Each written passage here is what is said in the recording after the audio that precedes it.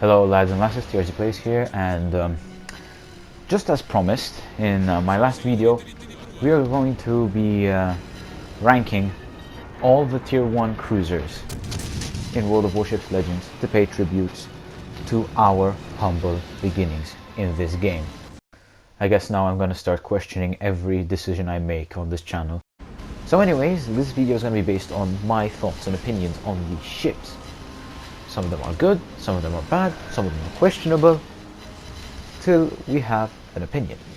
I have my own, and it's okay to have your own opinion.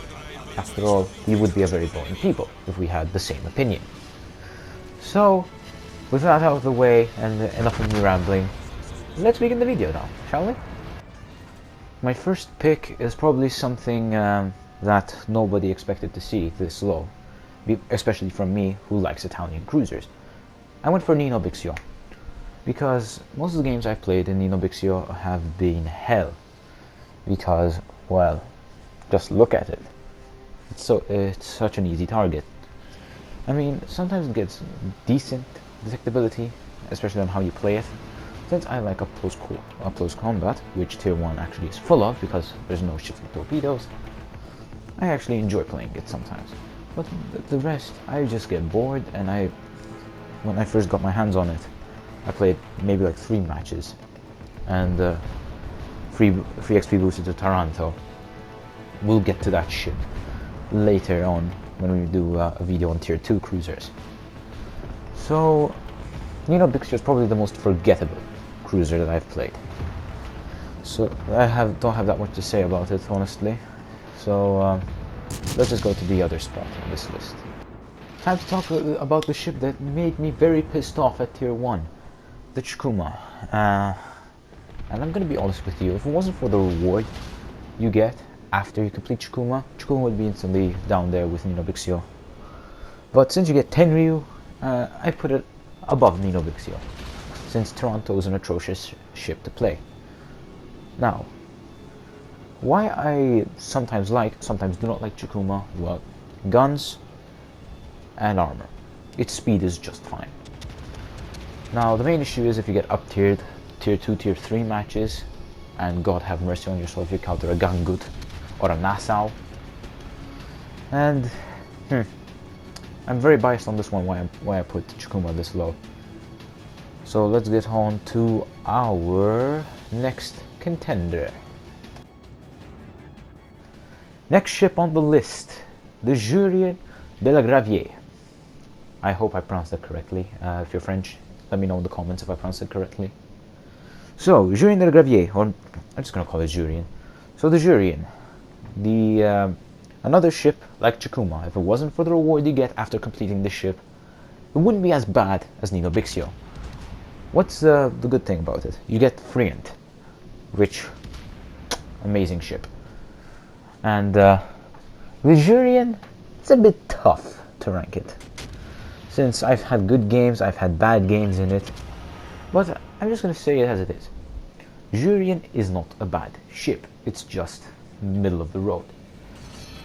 Now, the main reason why I kind of like Jurien is its appearance. If you look at it, it reminds me a lot of the French World War I Hotel Dreadnought. So pretty much like Yamato for like 5 years. So, to put it into perspective, it reminds me a lot of those ships with the cursed superstructure. And I'm not talking about the Japanese battleships. So, that's probably the main reason why I put it higher, its appearance. Its guns are okay. There are no 18-inch guns. Man, I'm really going to reference Yamato today. So, Jurien de la Gravier, middle of the road cruiser. Not the worst, but certainly not the best. Okay, now we get to a ship that I have mixed feelings about, but most of them are positive. Weymouth. Now, what do I like about Weymouth? AP. That's just putting it lightly. AP. It's the only ship at tier 1 to have armor piercing, so you're bound to have good games with it, unless of course you get pummeled. So the hate for Weymouth probably comes with its giant citadel when you get up tiered against ships like Gangut, Nassau, Kaiser, Kube, and pretty much any battleship or cruiser with big guns. But at tier 1, where you have slow and smooth matchmaking, this thing gets the job done perfectly. So I can't criticize it too harshly, especially when you get a ship like I believe it was Caledon that is the reward after you complete Weymouth. Caledon isn't that bad, but its giant citadel is really what ruins it.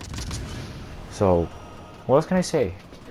Weymouth, probably one of my favorite tier 1 ships that I personally played.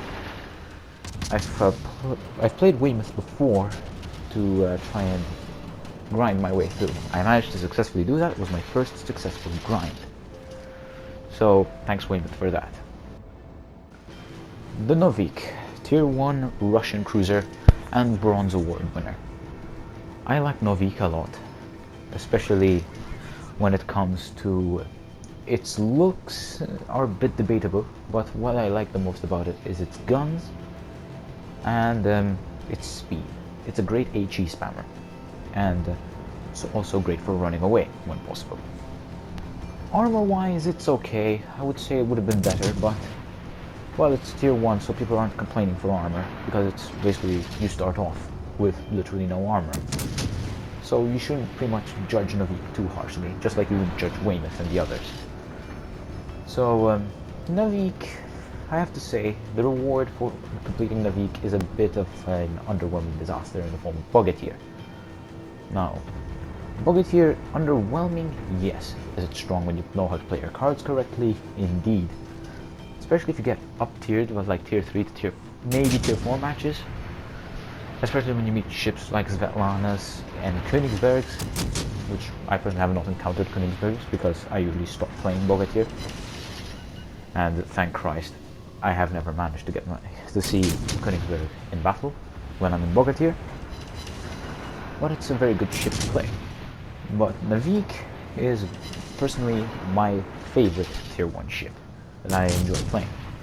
Mostly because of it being pre-World War 1, and I like pre-World War 1 ships, and its HE capabilities because flamethrower. So yeah, Novik, bronze award. Now we get to my favorite World War 1 cruiser, Dresden. Why do I like Dresden? Well, it's mostly because of its sister ship Emden, and because of their basically simple design. Now, I like it because of Emden, and I really want to see Emden come in a bundle. But why do I like it? Because obviously Emden's captain, which was Müller, actually was captured and imprisoned here in Fort St. Elmo, which, if you're watching this in America, is in Birgu, which is in Malta. And the Emden is a very simple ship to use. You can't go wrong with Emden. I mean Dresden. Just pity me. But with Dresden, in particular, life does get very easy at tier 1. No one's really complaining at tier 1 when it comes to armor and guns. But it's tier 1, so you don't have that much to say. But Dresden, great speed, and it's also very simple to use, especially its guns. So there isn't that much to hate on Dresden for. And now we reach our #1 gold award winner. Could it be anyone else but Albany? Albany is the Poseidon of World of Warships. The best part about it is, it's a god. It can take on Kerpers. Any ship you say, Albany can defeat it. I promise you. Oh geez, what am I doing with my life? What am I doing? Come on, man. Now, Albany, jokes aside, is a very good ship to play. Especially when you're just playing for fun and not competitively and sweating on this game. Now, playing Albany for fun is just one of the most hilarious stuff you hear, especially when you look up the memes about Albany being a literal emperor of the seas. The funny thing about it is, it's a massive power in this game.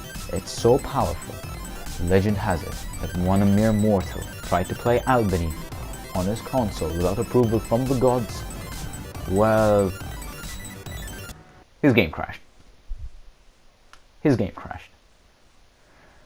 Now moving on, Albany, the thing that makes it worth it is its reward, which is the St. Louis, a literal machine gun on a hull. And Albany in particular is the main reason why people play Tier 1, just for the memes. Just for the memes. And because, well, St. Louis. But that's all I have to say. This was more of a joke than an actual ranking. But I did include some actual facts about it. This was just a whole skit, and I hope you guys enjoyed it. And I will see you all on the high sea, my friends.